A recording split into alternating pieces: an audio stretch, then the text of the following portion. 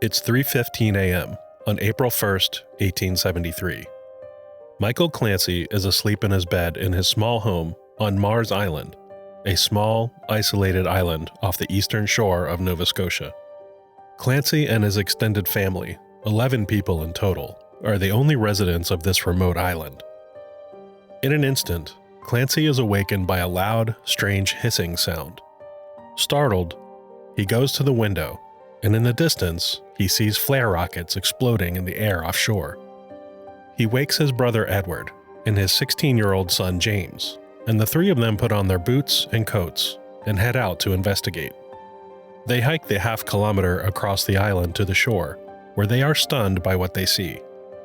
It's a ship, a very large ship.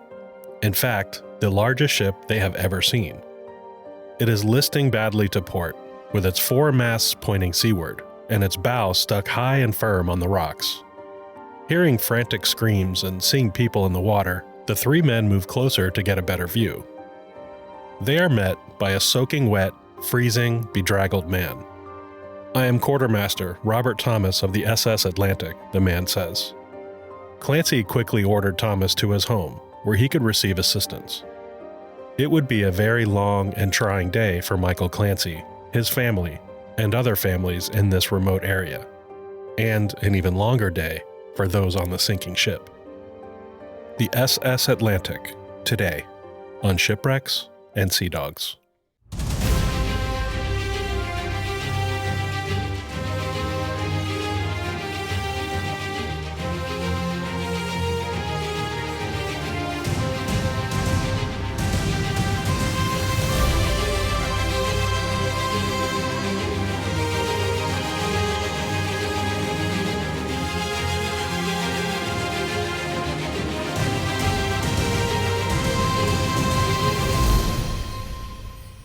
Hello and welcome to Shipwrecks and Sea Dogs, tales of mishaps, misfortune, and misadventure. The SS Atlantic was a heartbreaking tragedy, but also a testament to the selflessness and kindness we are capable of during desperate times. The SS Atlantic was the first of 17 White Star Line ships to sink, and remained the worst transatlantic civilian disaster until the 1898 sinking of the SS La Bourgogne, and White Star's worst disaster until the sinking of RMS Titanic in 1912. To help tell the story of the SS Atlantic, I'm happy to welcome as my guest maritime historian and Nova Scotia native, Kirby Ross. My name is Kirby Ross. I live in Halifax, Nova Scotia, which is in Canada, and I'm a Nova Scotian historian and museum professional. I hold a master's degree in history from St. Mary's University and really have a variety of experience working in the heritage field. But my academic research has focused more on Nova Scotian women during World War II on the home front, from women's contributions in shipbuilding, industrial work, and entertainment of troops. You will hear from Kirby throughout the episode.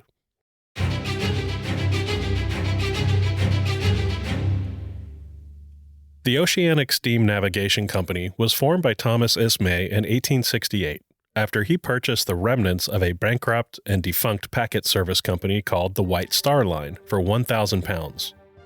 Included in the deal was the company's flag and insignia, which had some name recognition.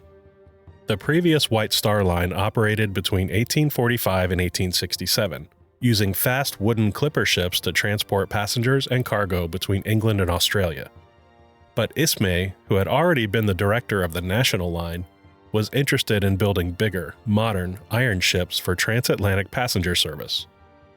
With his new company headquarters in Liverpool, Ismay was approached by prominent entrepreneur Gustav Schwab and his nephew Gustav Wilhelm Wolff. Mr. Wolff was half of Harland and Wolff Shipbuilding Company of Belfast. Schwab offered to finance Ismay's new line, but only if he agreed to have his ships built at Harland and Wolff. Harland and Wolff promised not to build any ships for rival lines, and would build Ismay's ships at cost, plus a fixed percentage. Ismay agreed to this partnership, and it was here, over a game of billiards, that an agreement was struck that would have a significant impact on the future. Harland and Wolff received their first order from Ismay on July 30th, 1869, and Ismay officially formed the new White Star Line of steamships. The first ship to be built was the Oceanic. Note the name ending in IC, a pattern that continued with all White Star ships for the duration of its existence. While construction was still underway on the Oceanic, Ismay ordered a second ship, and this would become the SS Atlantic. Laid down in 1870 at Harland and Wolff Yard No. 74 in Belfast, the Atlantic was the second of 6 Oceanic class of passenger liners built by Thomas Ismay's new White Star Line. Following the Oceanic and Atlantic came the Baltic, Republic, Adriatic, and Celtic. These new ships were fast and nothing like the world had seen up to this point. Other than the strange behemoth paddle steamer SS Great Eastern, the Oceanic class of ships were the largest in the world. The Atlantic was launched on November 26, 1870, and just a month later saw its first bit of controversy when night watchman Stephen Ryan slipped and fell off the gangplank. He fell into only 3 feet of water, but he was injured and could not pull himself out of the water. Mr. Ryan sadly perished. The Atlantic's maiden voyage from Liverpool to New Jersey was June 8, 1871, under the command of Captain Digby Murray. The impressive ship was 437 feet long, 40.9 feet wide, and boasted 10 boilers, 2 3,000-horsepower steam engines, 4 masts for additional sail power when needed, and steam heating in all passenger areas. The saloon class, or first class, could accommodate 84 passengers and featured private outdoor deck space, a large saloon for formal meals, a smoking room, and a women's lounge.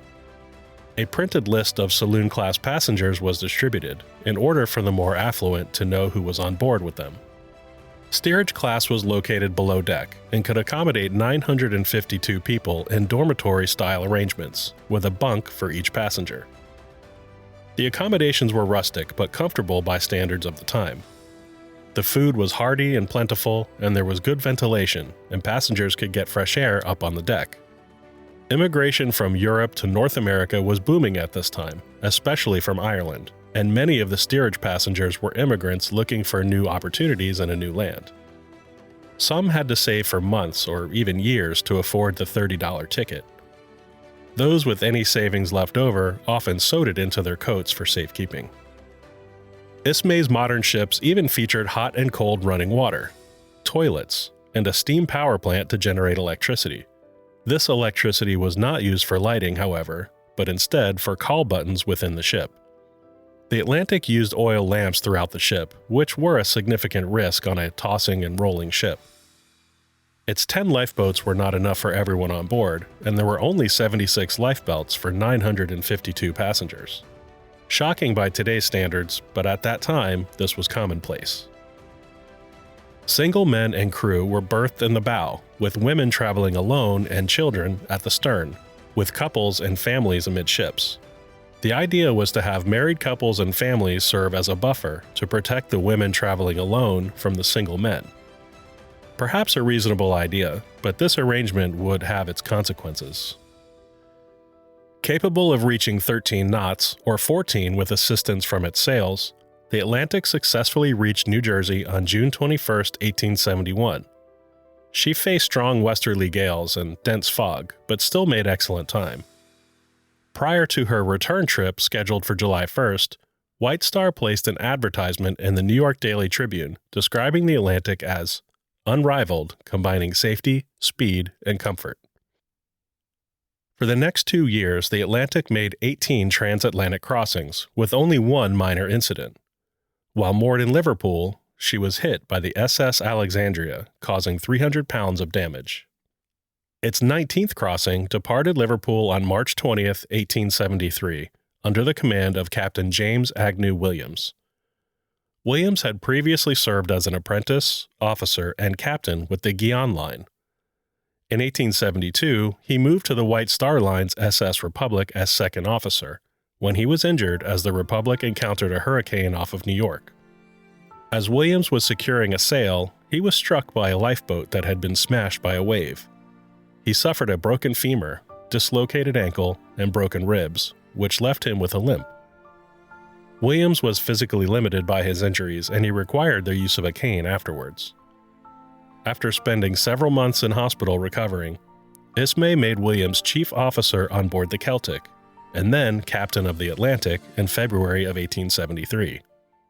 Chief officer and second in command was John Firth. But of particular importance was the second officer, Henry Metcalfe, who happened to be the first cousin of Thomas Ismay. Metcalfe had a checkered background, to be sure. Ismay first appointed his cousin as second officer on the sailing bark Explorer in 1868, and then was promoted to chief officer in 1869.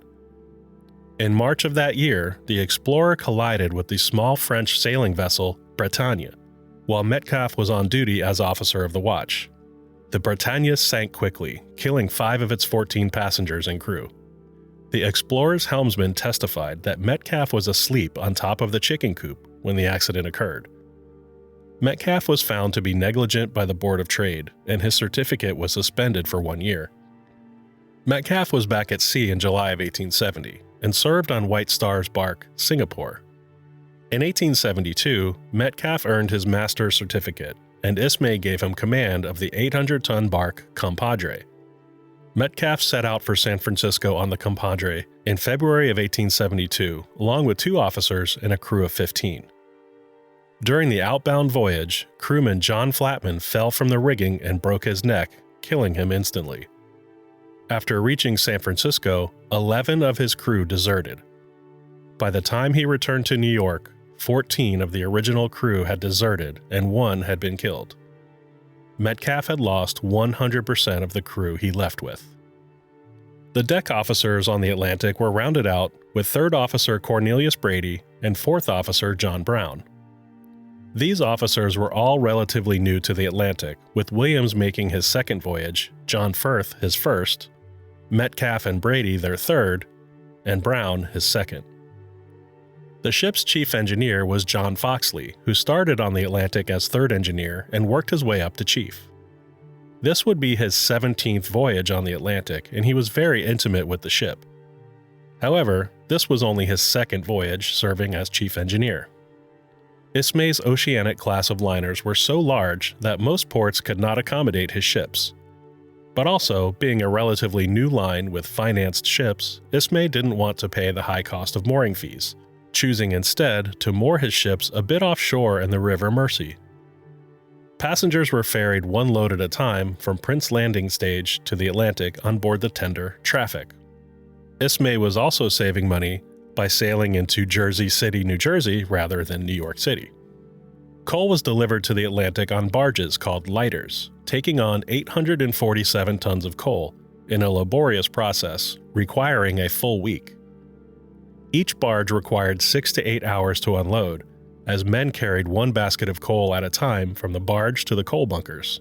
Including the remaining coal from the previous trip, the Atlantic was carrying 967 tons of coal for her 19th voyage. The ship was thoroughly inspected by Assistant Immigration Officer William Geary. Everything was carefully checked, including lifeboats, flotation devices, fire hoses, and pumps.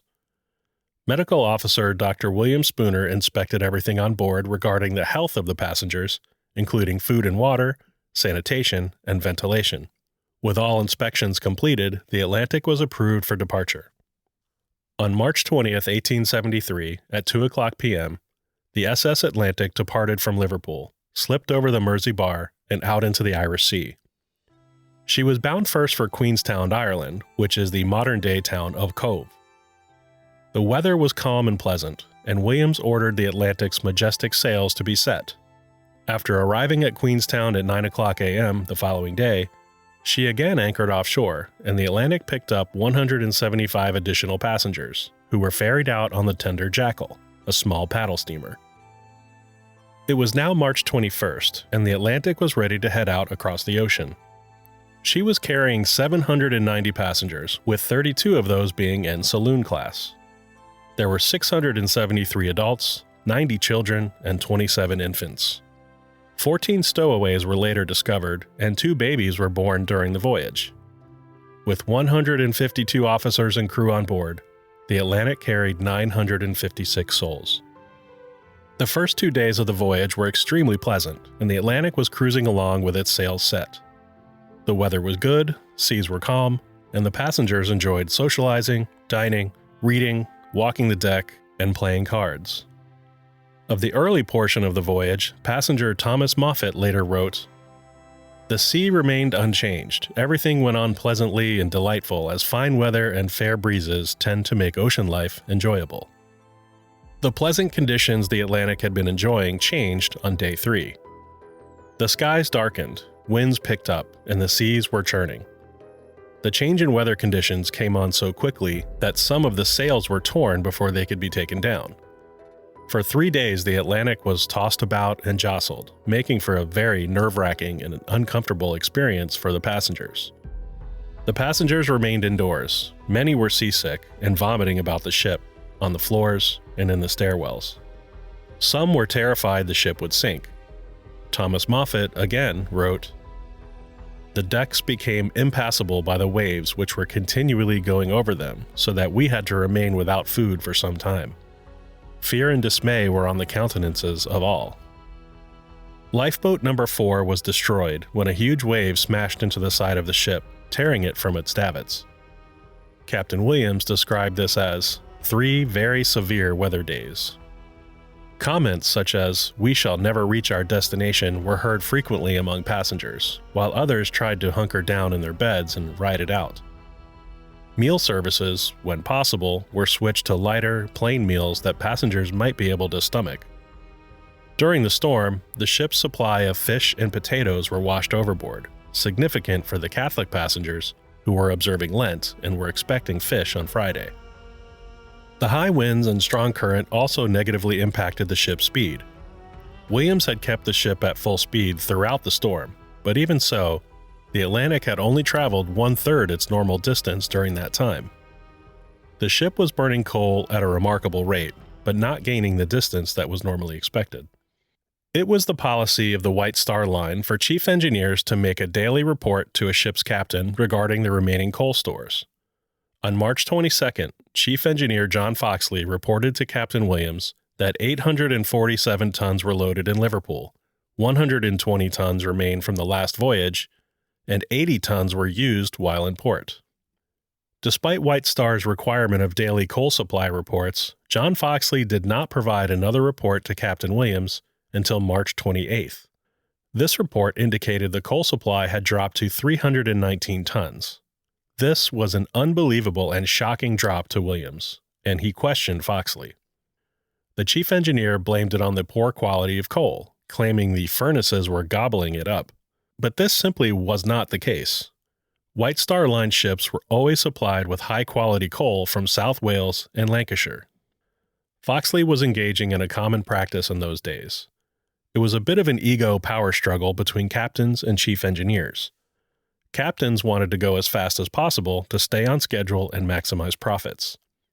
Chief engineers liked to have a reserve of coal left over at the end of the journey.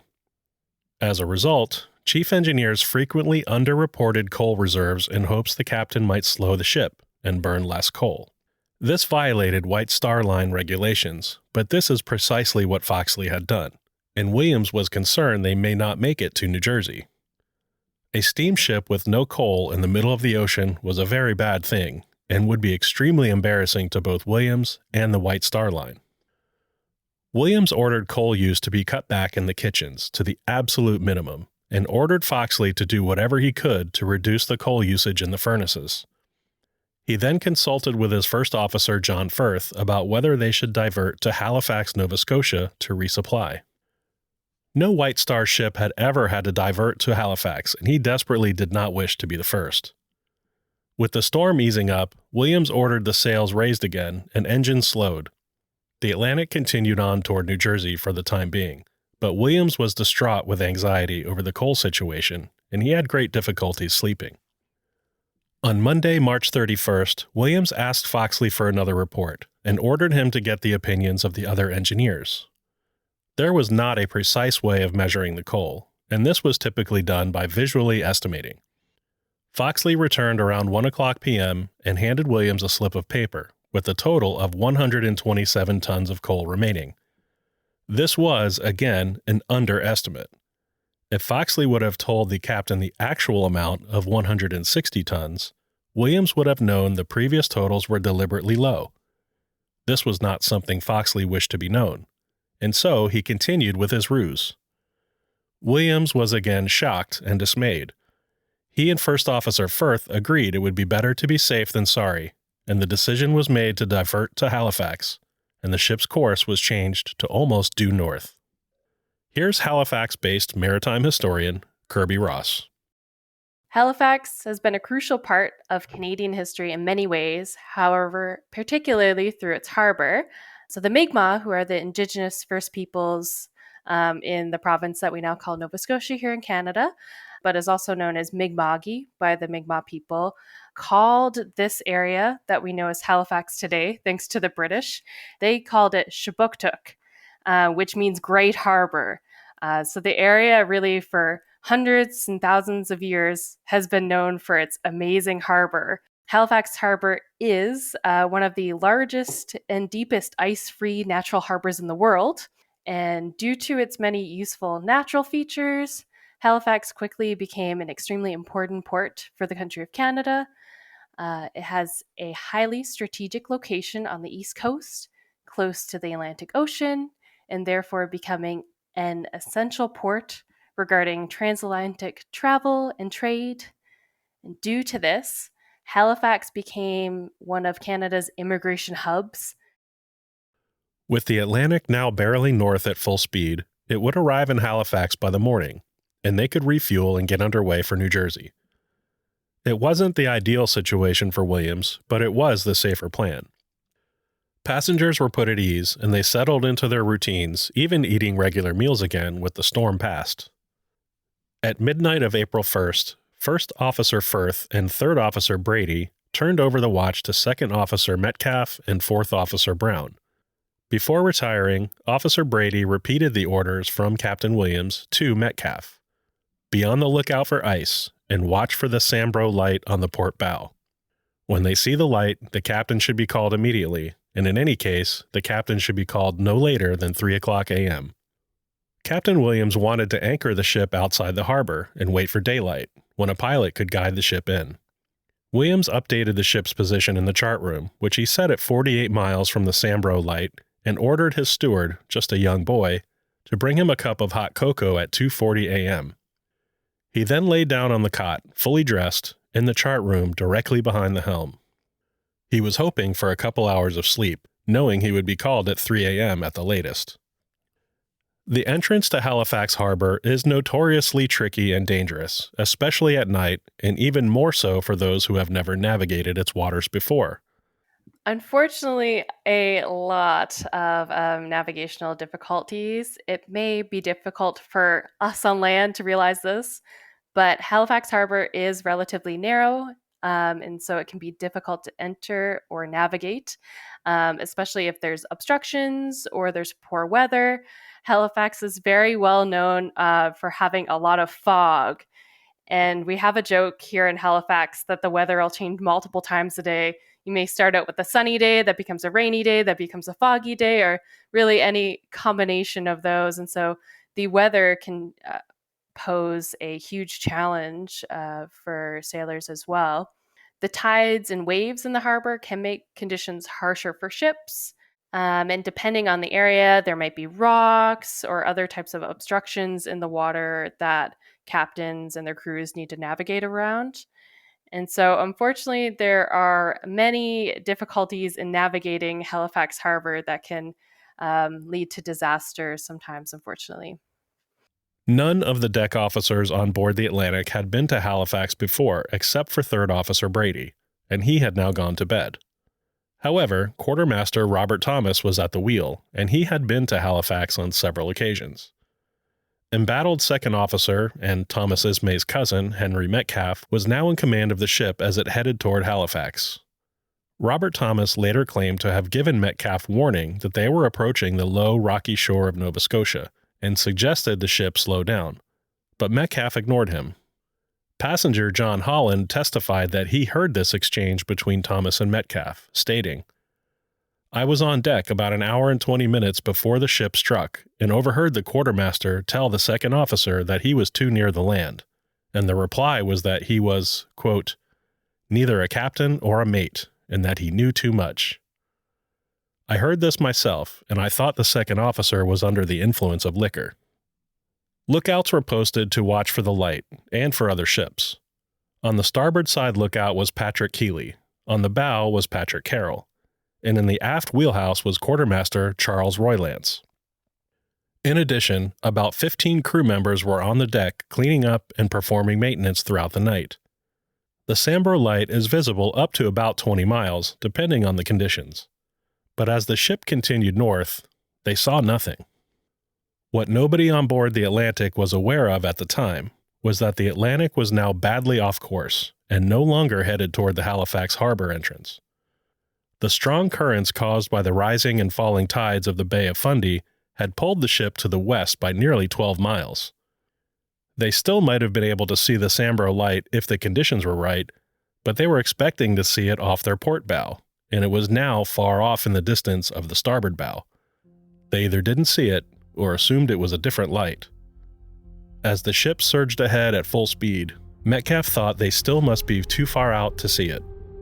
At 2:40 a.m., the steward arrived with the captain's cocoa, as ordered, but Fourth Officer Brown knew nothing about this and refused to allow the boy to wake the captain. Instead, he sent the steward to speak with Second Officer Metcalf. In turn, Metcalf sent the boy away with the cocoa and did not wake the captain. He had standing orders to wake the captain when they saw the light, or by 3 o'clock a.m. They did not see the Sambro light, and 3 o'clock came and went. Neither Metcalf nor anyone else woke the captain. Metcalf also did not slow the ship down or check the depth of the water. At 3:14 a.m., with Williams still asleep in the chart room, Lookout James Carroll shouted, "Breakers ahead!" Directly in front of the Atlantic was the low, rocky coastline of Mars Island. Metcalf immediately ordered a hard turn to port and engines reversed. But this massive ship needed far more time to stop. The Atlantic slowly turned itself to roughly parallel the rocky coast, when suddenly the horrifying sound of grinding metal could be heard. It was the ship's keel being destroyed as it scraped across underwater rocks, destroying the bottom of the ship, and it began to take on water. A minute later, the Atlantic struck a rock head-on at almost full speed, causing the bow to careen high upon it, and became stuck there, with the stern of the ship still floating free. The strong waves were pounding the stern of the ship, pushing the ship's back end closer and closer to the rocks. The engines remained in full reverse in hopes of pulling the ship free of the rocks. As the stern was pushed into shallower water, its propellers struck underwater rocks and sheared away its blades. With the severe jolt of the crash, the oil lamps were extinguished, and the interior of the Atlantic was thrust into darkness. Captain Williams was immediately on deck and giving orders to wake the passengers, ready the lifeboats, and he ordered Quartermasters John Speakman and Charles Roylance to fire distress rockets. The ship came to rest on a ledge with its bow stuck higher up on the rocks. With no resistance from the propeller, the engines were running faster and hotter and had to be shut down. With the engine room flooding and fearing an explosion from the seawater reaching the red-hot boilers, the engineers wisely released the pressure valves to vent the steam, and then they evacuated. The hissing from the boilers and grinding metal was heard by Michael Clancy as he lay in his bed on Mars Island, and he saw the distress rockets from his window. Michael Clancy, his brother, and son soon set out to investigate. Passengers were violently jolted from their beds. Terrified and confused, they tried to dress themselves in the darkness and gather their valuables. These critical few extra minutes cost many of them their lives. Panicked screams and groans could be heard from the decks below as men began to gather on the bow. The stairs leading to the top deck became a deadly bottleneck as passengers frantically climbed to get out, with water pouring in around them. The first lifeboat was loaded with some of the passengers who were able to make it to the top deck and was lowered into the water. The lifeboat was instantly smashed against the side of the ship by the crushing waves, killing all on board. Seeing this, Captain Williams knew the lifeboats were death traps and ordered the launching of lifeboats stopped. Second Officer Henry Metcalf defied this order, entered a lifeboat with about 30 others, and lowered it. As Williams ordered him again to stop, A wave struck the lifeboat, ripping it from its davits and spilling everyone on board into the water, where they perished, including Henry Metcalf. No other lifeboats were launched. Quartermasters Speakman and Roylance fired off rockets in 30-second intervals. They had fired off 8 rockets, but the 9th rocket misfired and exploded in their faces, scorching them and knocking the remaining rockets into the sea. Moments later, the ship slipped from the ledge on which it was resting and rolled 30 degrees to port, its 4 giant steel masts now pointing out to sea. The stern of the ship had now completely disappeared under the water. The women and children berthed in the stern, and almost everyone else still trapped below had no chance. After moments of screams for help, they fell silent as they all perished. Some of the married couples and families berthed amidships began to make it to the deck, only to find difficult footing on the slippery deck, and many were washed overboard by powerful waves. Whole families who emerged from the staircase were suddenly washed overboard and lost. Many of the fitter, younger men took to the rigging to get even higher, and even some of them could not hold on, and they fell into the water. Included among those in the rigging was First Officer John Firth and female passenger Rosa Bateman. Her newborn baby had already been swept overboard, and she had become separated from her husband, who chose to make for the bow of the ship. Rosa Bateman was the last woman on board who remained alive. With the lifeboats gone, the distress rockets spent, and the ship listing badly and sinking, Captain Williams ordered 3rd Officer Brady to secure a line to the nearby rock. Quartermaster Edward Owens made the first attempt, but the cold water overcame him, and he had to be hauled back on board. Next to try was Quartermaster John Speakman. He successfully made it and clambered up the slippery rock where he found the unconscious body of another crewman who had attempted to swim to safety. Speakman woke him up, and the 2 of them were able to secure the line to the rock. This allowed 3rd Officer Brady to use the line, and then one by one others made it across to the rock. But not all were successful. Many of the men could not hold on to the rope and slipped into the unforgiving sea below. Michael Clancy, his brother and son, arrived at the scene and saw the hulking ship lying helpless on its side. They were surprised to be met by a shivering and soaking wet man on the shore. This was Quartermaster Robert Thomas, who had jumped into the water and swam through the churning sea and over the rocks to make it to shore. Those on the ship cheered as they saw the men on the shore with their lantern, as this meant help had arrived. Michael Clancy sent Robert Thomas back to his home, where he could be warmed up, given dry clothes, and hot food. Thomas was the first of countless others that would flow through the Clancy house, and be cared for by Clancy's daughter, Sarah Jane O'Reilly. The 3 men then approached the shore to see how they could help, but quickly determined they would need a boat to provide any effective assistance, and they left the wreck to get help. 11-year-old Eddie Mullins lived at the Clancy home, and he was put into a small dory to row across the inlet from Mars Island to Ryan's Island. On Ryan's Island lived Edmund Ryan, his wife, and 3 children, and Eddie Mullins alerted the family of what was going on. Edmund Ryan sprang into action, grabbed his rifle, and fired it into the air to alert the local community of Lower Prospect, before heading over to the wreck with Patrick Dollard and Richard Norris. The people still trapped inside the lower deck began banging on the portholes, which were now oriented upward. Passengers and crew from the bow were able to climb down onto the side of the hull and pull people up and out.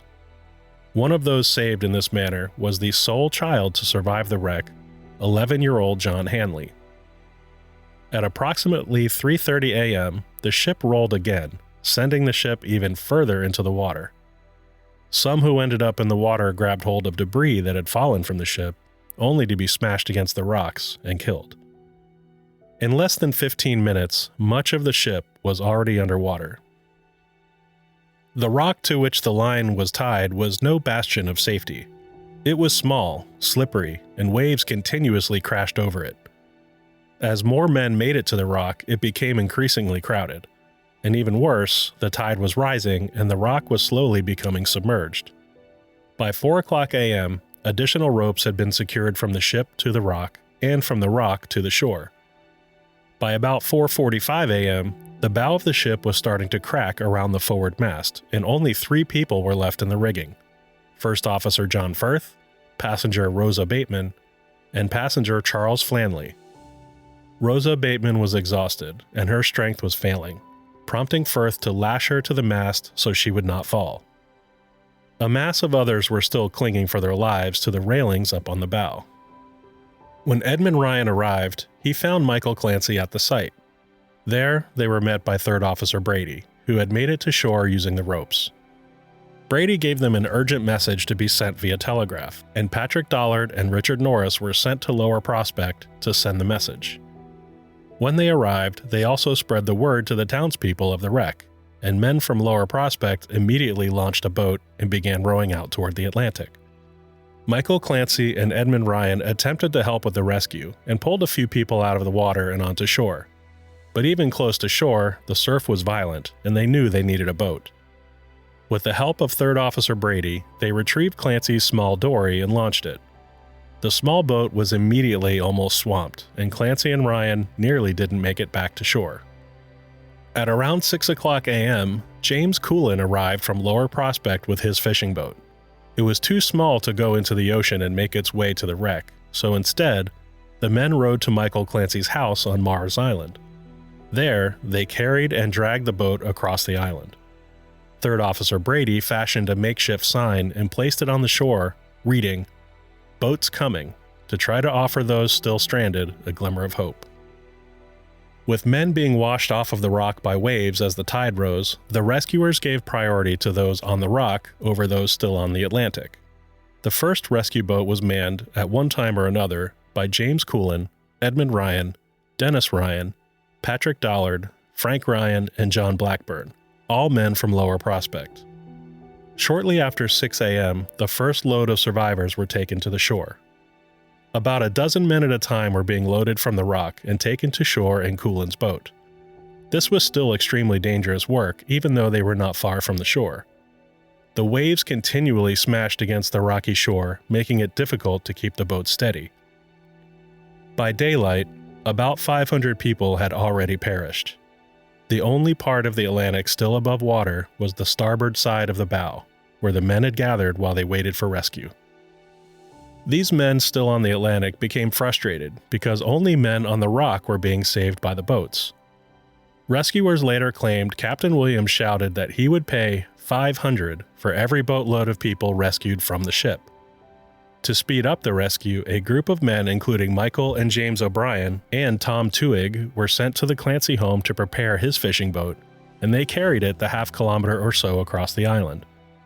These men were joined by Patrick Dollard and William Lacey, and together they joined the rescue effort. The churning sea threatened to smash the boats into the rocks or against the wreck of the Atlantic. But another danger came from the survivors themselves. On several occasions, the rescue boats were rushed by too many men, almost swamping the boats. Several rescuers chose to leave the boats after just 1 or 2 trips, fearing for their own safety. Perched up on the bow, Captain Williams instructed the rescuers not to get too close, and instead to throw a line and haul each survivor on board one by one. With 2 boats now taking boatload after boatload of men to the shore, more and more were sent to the Clancy home. There, his daughter Sarah Jane O'Reilly and her sisters provided what comfort they could, including warm clothes, blankets, hot tea, and food. The Clancys, like other families in the area, were a poor fishing family, with 11 people in one small house. Their winter provisions were already almost depleted, but Sarah Jane stretched everything she could to help care for the men. Unbeknownst to anyone at the wreck site, Tommy Coolin of Upper Prospect, over 3 miles away, had seen the stranded ship and its distress rockets. He woke his brother Nicholas, who believed it was a prank. But after peering through a telescope, he saw the giant ship. He mustered up Samuel White, Patrick and Thomas Duggan, and William Seelig, and the men launched a fishing boat, rowing 3 grueling miles through the pounding surf. They also landed at Michael Clancy's home and carried their boat across the island to the wreck site. Now with 3 rescue boats, they made much faster progress getting the men on shore. Men from the bow of the ship, as well as from the rock, were being loaded into the boats as the tired and cold fishermen rowed trip after trip. Captain Williams stayed on the Atlantic until the very last boatload before abandoning his ship. After getting all the men from the bow of the ship and from the rock, the boats didn't return. The 3 people still left in the mast were disheartened, but the rescuers agreed that the tide was too high and it was too dangerous to rescue the 3 people in the masts. They would have to wait until low tide before making a rescue attempt. Meanwhile, Reverend William Ancient of nearby Terrence Bay awoke on the morning of April 1st and visited a friend for breakfast. However, he found nobody at home. It was then he learned of the wreck of the Atlantic. He quickly got in his boat with other local men and rowed down to Mars Island. He arrived at the site in the early afternoon when almost all of the survivors had already been rescued. He saw Michael Clancy's house filled with survivors, as well as people all over the shore, resting and recovering.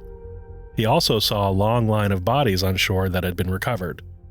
But what caught his eye were the 3 people still stranded in the masts of the wreckage. He asked why these people haven't been saved, and was told they were waiting for the tide to go down. Unsatisfied, Ancient took a boat crew and navigated around to the port side. It was too dangerous to get close to the ship or to the rigging, but he managed to get just close enough to throw a line. Sadly, Rosa Bateman was already dead, her limp body still lashed to the mast. Charles Flanley grabbed a nearby life buoy from a dead passenger in the rigging and crawled down the mast into the water when he slammed against the ship. He was injured, but Reverend Ancient and crew were able to pull him up into the boat. The last living soul on board was First Officer John Firth. Firth could not swim and would not jump down into the water. Reverend Ancient then climbed out of his boat, pulled himself up along the ship's railings, and then to the base of the mast, where he threw a line to Firth. Catching it, Firth collapsed into the water, breaking both of his legs on the wreckage. Although in agonizing pain, he was hauled up by Ancient into the rescue boat and finally ashore. 2 hours after the rescue was over, the bow of the Atlantic finally broke away, and both parts of the ship sank almost entirely out of sight. The shore was littered with bodies, both living and dead, and a steady line of people could be seen coming and going from the Clancy home. By this time, survivors were also being sent to the homes of the Ryans, O'Briens, Blackburns, and Coolins. Eventually, homes all throughout Lower Prospect, Upper Prospect, and Terrence Bay were providing shelter to survivors. These families opened their homes and shared what meager provisions they had in order to nurse survivors back to health. Some of these survivors stayed multiple days, recovering from exposure and injuries before being transported to Halifax. Roughly 375 people were rescued by the boats of local families, and another 50 or so made it to shore on their own, either by swimming or using the rope lines. The communities of both Terrence Bay and Lower Prospect had a huge impact on helping the victims of the SS Atlantic sinking. Once folks in the community realized that the ship was sinking, they went out in their boats to try to save people. Men were going out. Mind you, this is April. It's still very cold in Canada. And so going out on your ships in the night when it's cold, perhaps windy, rainy, dark, difficult to see and navigate, that is a huge deal to go out and try to help these people. But as well, you have women and their families who gathered any food or supplies they had on hand. Canada gets very harshly cold in the winter, and so growing any new crops is just not possible. And so often folks will rely either on trade or their own preservatives and resources that they have stocked up for the winter to make it through the winter safely. And so you might have jarred preservatives, for example. You might have food, clothing, other items that you've traded. You might have food, clothing, or other items that you've purchased, likely before the weather got so terrible that horse and carriage couldn't make it to the area, or ships might have a difficult and dangerous time making to the area. In the 1870s, it's still a time where a lot of trade is done by ship, especially to remote areas. To give some context, though Terrence Bay and Lower Prospect are quite close to Halifax, nowadays living in Halifax, I could likely drive out to this area in about half an hour. But that would take quite a bit longer without a car if you're going on horse and carriage or traveling by ship. And so a lot of folks would stock up on anything they really could possibly need over the winter before the weather got so terrible. And so coming to the end of the winter, you're coming to really the end of your resources that you've stocked up for the year. Having the generosity to give that to someone in need, I think really says a lot for how hospitable and caring the community was towards the folks who were victims of the SS Atlantic's sinking. An estimated 550 people perished, including all the women and all but one child. Of the 152 crew, only 10 were lost, including Second Officer Henry Metcalf. It was the largest loss of life due to an accident in the Halifax area until the 1917 Halifax explosion killed almost 1,800 people and injured 9,000. I think it truly speaks to how horrific safety standards and precautions were at the time of the sinking. Often, when we think of famous ship sinkings in history, we come back to the Titanic, and many people think of the 1997 film with Leonardo DiCaprio and the absolute panic that ensued once the ship was sinking and the realization that there weren't enough lifeboats for everyone. Well, that was in 1912. If you think about the 1870s, conditions were far worse at the time. And it just goes to show how little priority for safety on board.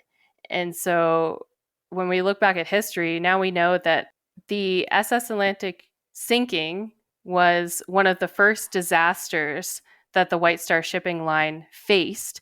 And still today, it's known as Canada's second worst shipping disaster throughout its history.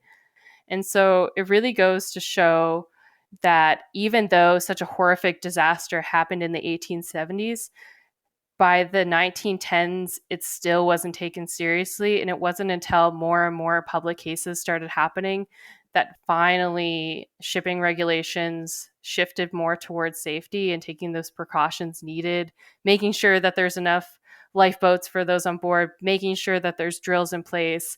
And it was really decades and decades of folks having to take these risks to immigrate by ship if they wanted to come to North America or leave North America, for example. So it goes to show that even decades later, safety was not taken seriously despite such a case with high casualties having taken place.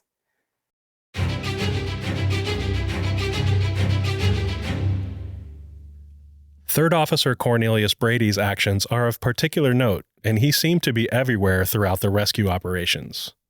He helped establish a line from the ship to the rock and was one of the first to make it on shore. He provided a message to be sent via telegraph reporting the wreck, and then assisted with the rescue boats, even returning to the ship several times. After everyone was rescued except for those in the rigging, Brady walked the 20 miles or so to Halifax to report the disaster, and sent a telegraph message to the White Star Line's offices in New York. Reporter William S. Fielding of the Halifax Morning Chronicle tracked down Brady in Halifax to get the information about the accident, and he immediately wrote the story for the morning paper. Fielding's story began with the words, "It is our painful duty this morning to record the most terrible marine disaster that has ever occurred on our coast."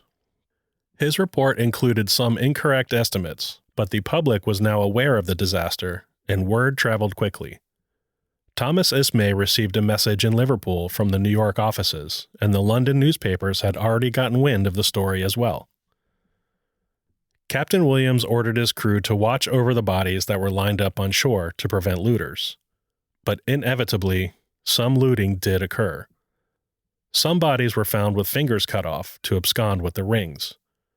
No doubt a few bad apples participated in this unsavory act, but by far, the actions of the local people were honorable and selfless. Many of the dead were brought to the property of Edmund Ryan, where they were laid out on a hill. This location became known as the Hill of Death. Ryan inspected the bodies for personal identification and valuables and documented everything he found. One example from Ryan's reports is this. Lot 11. Male body about 45 years old, dark brown hair, red whiskers, with a little girl with her arms wrapped around him, about 4 years old with earrings. 45 sovereigns in purse found in his pocket. Ryan was a local justice of the peace, along with Nicholas Christian and George Longard. As much as possible, they took possession of valuables from the dead in an effort to protect them, and deliver them to the local customs agent, James Kerr. There were some, including a local newspaper, that questioned their motives. Responding to criticism and accusations, Ryan had a letter published in the Halifax Evening Express, stating, Prospect, April 9th. To the editor of the Express, Sir, will you allow me to ask the Chronicle in reply to its question, under whose authority are the magistrates of Prospect acting? Who should have acted if not the magistrates? We did not seek the work, and will willingly resign it to any authorized person. But had we not assumed responsibility of looking after the valuables, it is likely there would not have been many left for authorized persons to look after. Yours truly, Edmund Ryan, Justice of the Peace. The vast majority of the passengers were immigrants from poor families in Europe, with no family or connections in North America. Relocating them to their families was just not possible. The recovery of the bodies continued for weeks after the sinkings. There were divers who were hired to pay to help recover bodies from the ship. And we know that at least 427 bodies were recovered, and over 550 people lost their lives. There may have been more case-by-case scenarios where families would have been able to afford for bodies of their loved ones to be shipped back home for burial, but this was generally very uncommon. We today have great technology in helping preserve those who have passed away and bringing them back home, but it wasn't necessarily the case in the 1870s. And unfortunately, many who had immigrated may not have had other family, or they may not have had family who could afford to have their body taken anywhere else. Partly due to the unfortunate reality of decomposition, many of the victims were buried in mass graves. And this is something that the community really worked together to try to find as many bodies as possible and give them a good burial. 227 of the victims were buried at the St. Paul's Anglican Cemetery in Terrence Bay, while another 150 were buried nearby at the Star of the Sea Roman Catholic Cemetery in Lower Prospect. So many of the bodies were buried locally, and these sites are still maintained today. White Star's rival, the Cunard Line, arranged for transportation of survivors to Halifax. By 3:00 a.m. on April 2nd, Cunard sent the SS Delta to join the government vessel SS Lady Head and a tug called the Goliah. Reporter William Fielding was on board the Delta, preparing to see the wreck for himself and gather what details he could. When the three ships arrived at daybreak, they saw a circus of activity, with all varieties of boats floating around the wreck site, wreckage and bodies on the shoreline, and a slew of curious onlookers and scavengers. With the starboard side of the ship visible in low tide, some adventurous souls walked up and down its hull. Slowly, the weary survivors were ferried out to the three rescue ships, wearing the mismatched clothes and blankets given to them by generous local families. The healthiest of the survivors were cold and tired. Others had broken bones, cuts, and bruises. As each survivor boarded, their names were recorded in an effort to produce a survivor list, so families would know what happened to their loved ones. Already, the White Star Line offices in New York and Liverpool were being inundated with information seekers. In total, 330 survivors boarded the SS Delta, and 77 boarded the Lady Head, and all of them were taken to Halifax. The survivors were now under the responsibility of James Merrow, the local manager for the Cunard Line, who was acting as agent for the White Star Line. The passenger lists that were compiled were quickly taken and sent out as quickly as possible. The Cunard Line gave these men blankets, shoes, clothes, and food, and put them up at local hotels or placed them in homes with local families. The people of Halifax were no less accommodating than those surrounding the wreck site. Families opened their homes to a multitude of survivors. Ethnic German, Dutch, Swedish, Norwegian, and French survivors were placed in homes that spoke their languages as much as possible. The only child to survive, 11-year-old John Hanley, who lost his family, became somewhat of a celebrity. A Halifax haberdasher took the young boy to his shop and gave him a new set of clothes. Photographers Wellington Chase and William O'Donnell took portrait photos of Hanley and sold them to raise money for the boy. On April 3rd, 2 days after the wreck, the Cunard Line boarded 200 survivors on its ship named Chase, bound for New York. Indeed, on April 8th, the New York Tribune reported 316 survivors of the Atlantic disaster had arrived in New York. With the immediate safety of the survivors taken care of, an inquiry by Halifax officials got underway on April 5th. The inquiry was led by Collector of Customs Edmund N. McDonald, retired Master Mariner George A. Mackenzie, and Royal Navy Captain Peter A. Scott. They questioned all the surviving deck officers, as well as a number of the quartermasters, engineers, lookouts, and passengers. Expert witnesses were called, including an experienced American captain, a Halifax harbor pilot, and the keepers of 3 lighthouses in the Halifax area. On April 18th, the inquiry was completed and its results released. Captain Williams was found to be at fault, and he lost his captain's certificate for 2 years. In their opinion, he was negligent in allowing an inexperienced second officer to be in command of the ship while approaching an unfamiliar and dangerous port, all while he slept. However, his brave and commendable actions during the rescue efforts were taken into account. Otherwise, his punishment could have been far worse. In addition, the inquiry determined the ship had gotten off course, and its lookouts must not have been paying attention. Regarding Second Officer Metcalf, the inquiry faulted him for not taking soundings, or measurements of the depth of the water. Quartermaster Robert Thomas gave rather unflattering testimony regarding Metcalf, labeling him as indecisive. The inquiry stopped short of delving too far into Metcalf's behavior or questionable history. Perhaps this was due to his relationship with Thomas Ismay, or maybe out of simple respect for the dead. Fourth Officer John Brown, who was on watch with Metcalf, lost his certificate for 3 months, mostly for not allowing the captain's steward to awake the captain and bring him the hot cocoa. The inquiry generally laid blame on the White Star Line for not properly supplying its ship with coal, necessitating the diversion to Halifax, a fact disputed by the White Star Line. The new White Star Line was growing, and new ships were on order, and Thomas Ismay could not afford the bad publicity. Ismay furiously wrote to officials at the British Board of Trade, and finally on May 6th it was announced the board would hold an inquiry of its own.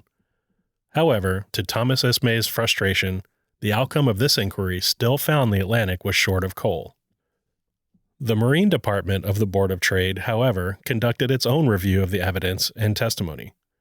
After reviewing statements from Chief Engineer John Foxley, they found him to be wholly unreliable, writing, "The statements of Foxley, Chief Engineer, with respect to quantities, are utterly worthless and cannot be depended on for any purpose. Even since the wreck, he seems to have several sets of figures. He gave one to the captain, that the consumption on the last 2 days had been 65 tons, and he kept another for himself, according to which that consumption was only 60 tons, and they each swore accordingly."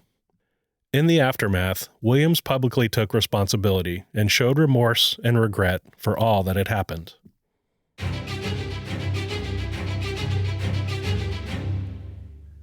The rock where the Atlantic came to rest became known as Golden Rule Rock, although this was a misnomer.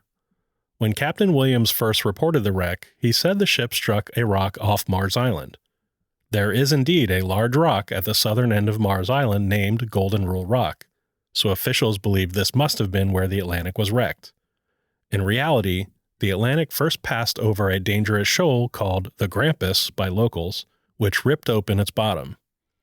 The ship then came to rest on a nondescript, unnamed rocky ledge.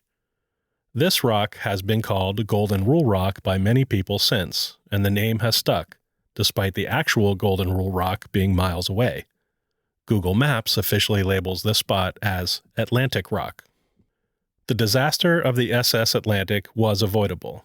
Chief Engineer Foxley failed to provide accurate reports of the remaining coal supply. Captain Williams did not insist on receiving daily coal supply reports. Second Officer Metcalf did not slow the ship as he approached an unfamiliar harbor, nor did he take any depth readings. Fourth Officer Brown did not allow the captain's steward to wake the captain, and subsequently Officer Metcalf sent the boy away. Neither Metcalf nor Brown followed the captain's standing orders to wake him at 3:00 a.m. Had any one of these been done, a disaster could have been avoided, saving the lives of hundreds of people. In May of 1873, the government of Canada allotted $3,000 for the burial of the Atlantic's victims, and for recompense to the rescuers. After burial expenses, a total of $1,560 was distributed to the families of Lower Prospect, Upper Prospect, and Terrence Bay. In 1874, the Vice Admiralty awarded $100 to 12 men of the Ryans, Blackburns, and O'Briens, plus Patrick Dollard, Thomas Twohig, and William Lacey. James Coolin received $150. William Coolin, John Purcell were awarded $60, and Alexander Brophy received $30. Michael Clancy removed his name and that of his daughter Sarah Jane from the list of award recipients, finding it somewhat tasteless to profit from the suffering of others. However, Cunard Line's James Merrow took up their cause, petitioning the White Star Line on their behalf, resulting in a payment of £200. The Chicago Relief Commission awarded gold lockets and money to Sarah Jane O'Reilly, Agatha O'Brien, and Kate O'Brien. Once again, here's Kirby Ross. Many of the families in this community took in victims and gave them warm food, dry clothing, gave them a place to stay, but also they provided emotional support. Many of the victims on the ships may have lost loved ones, and also they went through this traumatic sinking. Anyone who was immigrating likely would have tried to bring all of their most prized possessions with them to their new home, and so those were all lost aboard as well in the sinking. And so having this community support to offer to these individuals in their most trying times, I think it just goes to show how generous these communities are, or this community. They truly did step up and provide for those in need. And they also helped to recover bodies of those who passed away in the sinking and helped to lay them to rest afterwards. Reverend William Ancient received the largest share of the fame and glory, despite arriving very late into the rescue efforts. He did indeed perform acts of bravery and helped save the last two men in the rigging, risking his own life in the process. However, the amount of praise and notoriety he attained somewhat insulted the other families who tirelessly worked throughout the entire day and beyond. Reverend Ancient ended up receiving gold watches, a medal from the Royal Humane Society, another medal from the Liverpool Shipwreck and Humane Society, and $680. More money in official rewards than any other person received. William Ancient was ordained into the priesthood and moved to Trinity Church in Halifax. He served several parishes throughout his lifetime, and he died in 1908 at age 74. He was buried in an unmarked grave at St. John's Cemetery in Fairview, Nova Scotia. 11-year-old John Hanley was sent to New Jersey to live with his sisters. He led a troubled life, never quite being able to come to terms with his past or his celebrity. He struggled with alcohol and died at approximately age 35 when he was hit by a train trying to cross the tracks of the Pennsylvania Railway. The bodies of Second Officer Henry Metcalf and Purser Ambrose Worthington were recovered, and they were buried in Halifax at Camp Hill Cemetery. The White Star Line and Captain Williams himself paid for the burials. Third Officer Brady was given a purse full of gold sovereigns by the passengers of the Celtic while on voyage back to Liverpool, in recognition for his outstanding efforts and heroism during the rescue. In 1874, Brady was on board the SS Pennsylvania, bound for Philadelphia from Liverpool. A storm washed the captain and two officers overboard, and Brady took over the ship, guiding it successfully and saving the crew and cargo. He received a $4,000 reward for his efforts. Cornelius Brady died in 1876 at just 32 years old. Captain James Agnew Williams appealed to the Board of Trade to have his certificate as first mate restored, so he could make a living while his captain's certificate was suspended. This appeal was denied. Williams only sailed one more time, as third officer on a round trip to India in 1874. He and his wife Lizzie purchased a hotel near Manchester, where they raised 6 children. Regarding the $500 Williams offered for every boatload taken from the ship, no payments were ever made. Michael Clancy died in 1891, and his daughter Sarah Jane O'Reilly moved to Halifax, where she died in 1922. Today, the SS Atlantic is memorialized at the SS Atlantic Heritage Park and Museum in Terrence Bay. There's a beautiful park where you'll find a monument to these victims who were buried at St. Paul's Anglican Church. The Heritage Park is just right next door to the church. And so the grounds are well maintained. It has a beautiful view of the ocean. There's seating for ceremony to take place. And there's also a lovely boardwalk across the water. And it's really a beautiful place of remembrance that the community has continued to maintain. And as well, there is a great interpretation center on site as well, right next door, that really helps keep the memory of those who passed away alive. Additional artifacts from the SS Atlantic can be found at the Maritime Museum of the Atlantic in Halifax. The White Star Line would overcome the loss of the SS Atlantic and go on to be one of the most successful transatlantic shipping companies of the late 19th and early 20th centuries, along with the Cunard Line. The loss of the SS Atlantic was the worst disaster of the White Star Line until the sinking of RMS Titanic in 1912. That's going to do it for the tragic story of the SS Atlantic. Thank you so much for listening. A special thank you to maritime historian Kirby Ross for joining me. You can follow Kirby on Instagram at The Maritime Historian or on her website, themaritimehistorian.com. Shipwrecks and Sea Dogs is written, edited, and produced by me, Rich Napolitano. You can follow Shipwrecks and Sea Dogs on social media at ShipwrecksPod or at shipwrecksandseadogs.com. Original theme music is by Sean Siegfried, and you can follow him on YouTube at Sean Secret or on the web at sean.siegfried.se. Thank you again, as always, for listening and supporting the podcast. If you like the show, please leave a rating and review on Apple Podcasts, Spotify, or wherever you get your podcasts. Please join me again in 2 weeks for another new episode. Until then, don't forget to wear your life jackets.